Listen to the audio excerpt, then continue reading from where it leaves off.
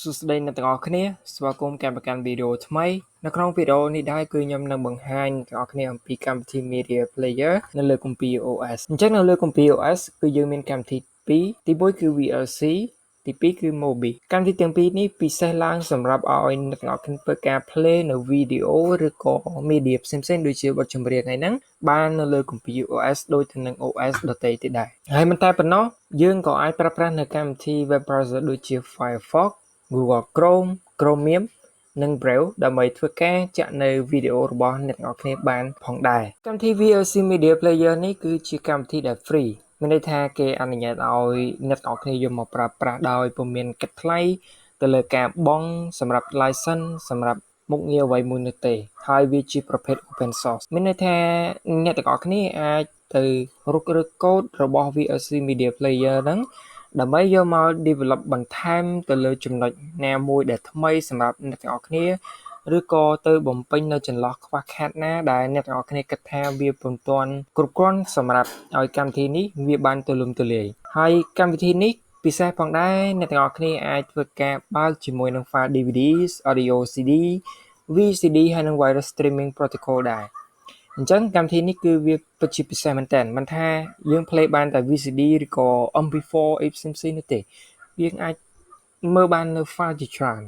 ហើយអ្នកទាំងអស់គ្នាក៏អាចធ្វើការ edit មានន័យថាអ្នកទាំងអស់គ្នាអាចធ្វើការកែសម្រួលនៅបច្ចេកទេសសំឡេងបច្ចេកទេស quality ទៅលើវីដេអូរបស់អ្នកទាំងអស់គ្នាបានផងដែរហើយកម្មវិធីនេះក៏វាមិនសូវជាស៊ីនៅទំហំ RAM របស់អ្នកទាំងអស់គ្នាប៉ុន្មានដែរកម្មវិធីនេះគឺវាអនុញ្ញាតឲ្យអ្នកទាំងអស់គ្នាអាចប្រើប្រាស់បានលើ KOOMPI OS Mac OS Linux Windows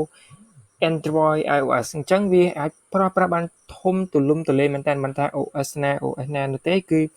វាអាចចូលបានទៅទាំងអស់អូខេឥឡូវខ្ញុំសូមធ្វើការបង្ហាញអំពីកម្មវិធីនេះតែម្ដងអូខេអញ្ចឹងប្រសិនបើអ្នកទាំងអស់គ្នាដែលគាត់កំពុងតែប្រើប្រាស់នៅ OS ចំនួន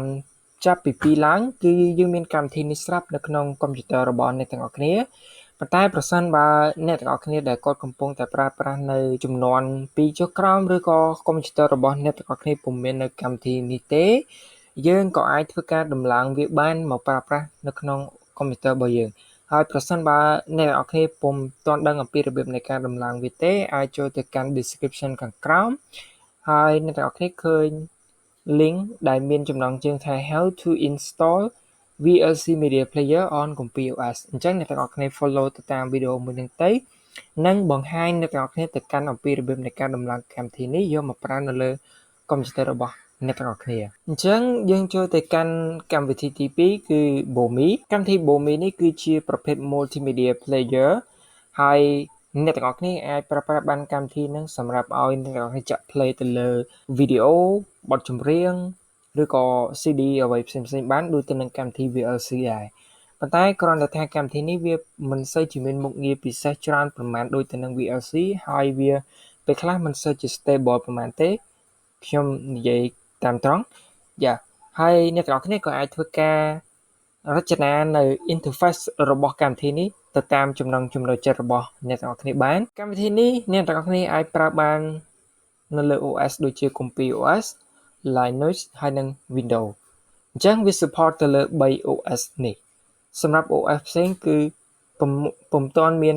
ជាផ្លូវការនៅឡើយទេប្រសិនបើមានអាចនឹងមានរបៀបផ្សេងនៃការ play នៅកម្មវិធី bomi នេះហើយកម្មវិធី bomi នេះដែរគឺវាជាប្រភេទដែល free ហើយនឹង open source ដូចទៅនឹងកម្មវិធី VLC ដែរដោយដែលខ្ញុំបានបញ្ចូលនៅចំណុចមុនអញ្ចឹងអ្នកទាំងអស់គ្នាក៏អាចធ្វើការដំឡើងនៅកម្មវិធីនេះបាននៅលើ KOOMPI OS ប្រសិនបើអ្នកទាំងអស់គ្នាពុំទាន់មានកម្មវិធី bomi នេះដែរ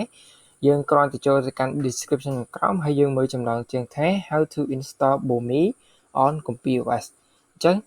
អ្នកទាំងអស់គ្នា follow ទៅតាមវីដេអូហ្នឹងទៅនឹងបង្ហាញអ្នកទាំងអស់គ្នាអំពីរបៀបនៃការដំឡើងវាដែរហើយអូខេអរគុណអ្នកទាំងអស់គ្នាសម្រាប់ការតាមដានវីដេអូមួយនេះយើងនឹងជួបគ្នានៅមេរៀនបន្តទៀតនៅក្នុងវីដេអូក្រោយ